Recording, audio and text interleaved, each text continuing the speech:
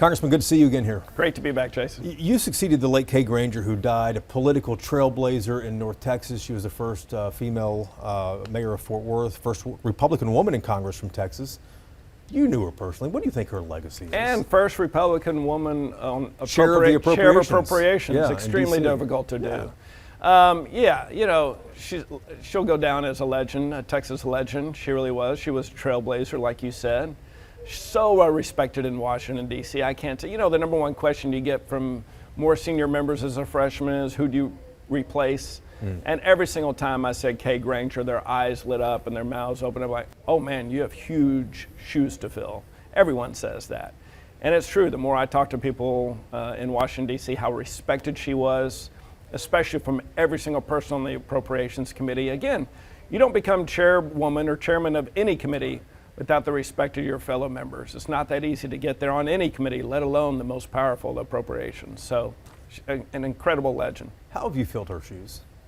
Well, the last meeting I had with her, I asked her, I said, who should I go meet with? Who are your close friends? Who should I go get advice from?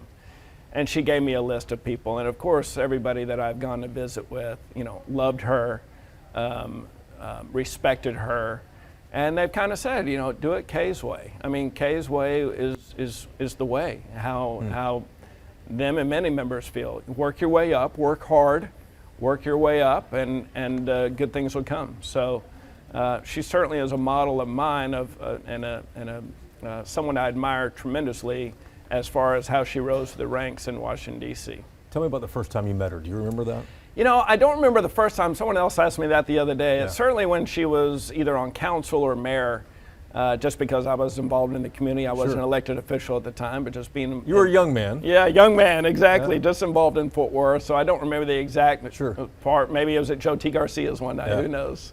But you, I mean, you interacted with her on more of a personal level too, not just a professional level. And mainly it was personal level. I mean, I certainly was there to help her in her re-election campaigns and things like that. But we just don't, you know, state rep and Congress people don't interact all that much. Of course, Congress people show up every 10 years when it's time for redistricting. Yeah. They remember us. Right. I have to remember that here as we move You're forward. on the other side of the exactly equation right. now, though. When you tell me about the last meeting you had with her.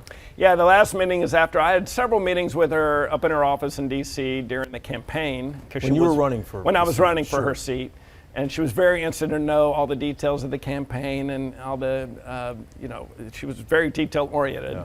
And so then after the election, she endorsed me, and she was very proud, and she told me how great I'm going to do up there, and my past in the Texas House will benefit me tremendously, which she's absolutely right. Those of us with experience in the state House or state Senates who are now Congress people certainly has benefited them. And so, and then we got into, you know, her friends around the building and who I should go talk to and who she respected, and so many people in that building still respect her. Did she give you any advice in your last meeting there in the Capitol? Well, again, the advice was go talk to people. You know, you can't get anything done without... Meet my friends? Well, no, not necessarily her friends, but relationships. Sure. Just like in any business, just like certainly in the State House that I was in for 12 years and now in Congress, you're not going to get anything accomplished if you don't have good relationships with people. You can't pass any legislation. You know, it takes now way more people in Congress than it did in the House, in the State House, to get a bill passed. And I was able to do that early on, and you know, so that was great advice that you know, relationships do matter, and build those early. Congress is on recess right now until the end of the month. You're back in district. You're hearing from a lot of constituents, I presume, over the next few weeks here. What are they saying is number one priority for them when you go back to D.C.? What's the top priority? Well, I think still number one is property tax reform, which we don't have control over. Of course, that's up to the state legislature. That's exactly right. Gas prices is still up there as a major issue. Overall affordability. I think we'll certainly, if we finally get a deal with Iran and the Strait of Hormuz and we get gas prices down, that will certainly matter. Brooke Rollins, you know, my fellow Fort Worthian, has worked extremely hard Secretary of Agriculture, to bring down prices, grocery prices, and she's making great headway there and able to talk to farmers and ranchers and help lower their costs. So I think we'll certainly see in the next few weeks, if not, months, prices come down on a whole lot of goods. But we're closing in on the election right here, less than 90 days out. Are you concerned that affordability could cost Republicans the majority in Congress? I'm not concerned about that, and especially, Really? Jason, as Democrats nationwide in New York and Michigan keep electing socialists/communists as their nominees. I mean, those are just not the values of Americans. And I think, yes, there's potential opening for Democrats because historically, whatever party is in the White House, in the midterms, the other party takes control of the House. I think we're going to shock the nation, shock the world, that we're going to keep the majority in November. And it mainly is going to go not only because of who they're nominating, but all the good that we've done.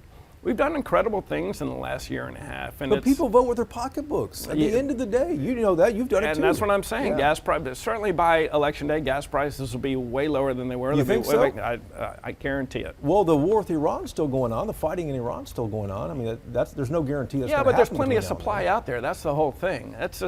There's plenty of supply of oil and gas out there. Even with the Strategic Petroleum Reserve in Oklahoma being drained down? But we're not doing that. Joe Biden did that, and we just need time to replace it. So, but you think there's enough petroleum out there, enough gas out there to? There's certainly we don't use petroleum from the Strait of Hormuz. Right. That's so, the heavy crude. Yeah. Why haven't gas prices come down yet though? But they have. I'm still paying $4 a gallon though. That's a lot more than when the president first took office. Well, but it's way less than when Biden was in office. So gas prices haven't come down since Joe Biden has been in office, and they'll come down even more in the next few months. How about food prices? I mean, you mentioned you mentioned the produce stuff and the farm grown stuff, but food prices are still up too across the board. Gas plays a part of that as far as gas certainly plays a part of that because for transportation costs, and again that's a major driver that I know prices will come down certainly by November. Do you see a role at all for the federal government to get involved in data centers? Well, yes, that goes through my committee. Actually, the Energy and Commerce Committee has an AI bill, has data center. It's certainly been talked about data center.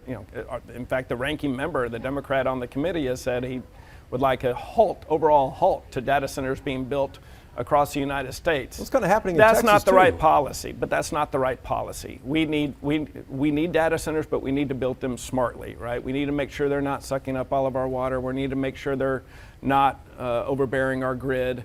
There is a way to do it, but we have to do it, Jason. We have to, because if we don't do it, China does, and then China wins the AI war.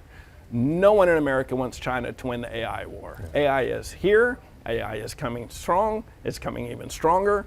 We need it. Every single person in this country, in this world, needs a data center because every single person has a phone. We all use it, but do you think at the end of the day, is there a role for the federal government to play in regulating data centers? Let me put it to you this way. It's at the very small beginning stages of a discussion through our committee, but we're not there yet with overall policy, and I don't know if we'll get there by the end of this year. Yeah, I was just curious. The states all over, Republicans and Democrats in the state. Well, and to that point, so Giovanni Capriglione, my old classmate from some time ago in the State House, he passed a great AI bill that they passed last session in Texas.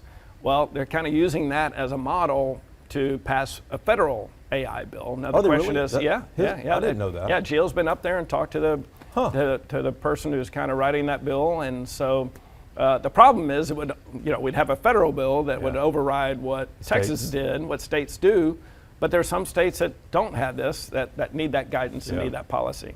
The House and Senate cannot agree on spending again. Here we are, it expires in December. You signed on to a letter to President Trump essentially urging the Senate to go along with what the House already passed back on July 21st here. What are the chances this comes down to the wire? Nobody wants to see a government shut down at all. Will it come down to the wire? Well, it will come down to the wire. It also comes down to politics. It also comes down to the Senate rules. Look, we don't need But these are Republicans in the Senate, Republicans in the House. I know, but they need 60 votes in the Senate, and they don't have 60 Republicans. So here's been, the major problem for the last year and a half, and will continue to be. And I really didn't understand this and know this because I didn't really play in national politics before, but certainly have understood it now. We can get anything passed with majority, right? Which these days is pretty much all Republicans. Very rare to have a bipartisan vote, unfortunately, but very rare to get any Democrats to vote for anything. In the Senate, though, they need Democrats to vote for it. And with the upcoming elections, the Democrats have actually said, you know what, save your budget, we're not voting for it. That's why we passed a continuing resolution before we left for the August recess. That's why it's in the Senate hands. Hopefully they'll pass one as well. So at least we won't have a shutdown. We'll keep the government open. And then when we get back in November, once everything shakes out, then we're able to pass a budget. But it's all politics. Clearly, but there's no way. It may come down to the wire. There's no way we're going to have a shutdown, though. Well, again, we've passed Sure. the bill to keep the government open. We need the Senate to pass it as well. But the 60 votes. Yeah. Let's talk about the Tallarico-Paxton race. What concerns you most about Republican prospects in this state in November? Because Tallarico has led the last 3 polls that have come out. These are respected polls. Yeah, These but are polls, respected polls, though. Jason, you've been in long enough to know polls don't matter. But if you were on the receiving end of these polls, you'd be telling me, hey, listen, we're ahead in all the polls. When a Democrat wins statewide in this state, then I'll buy you a beer.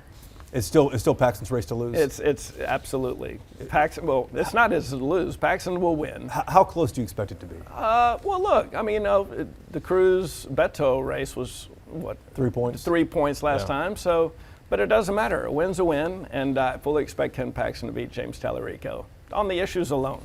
Congressman, good to see you. Good to see you too, Jason. Appreciate it.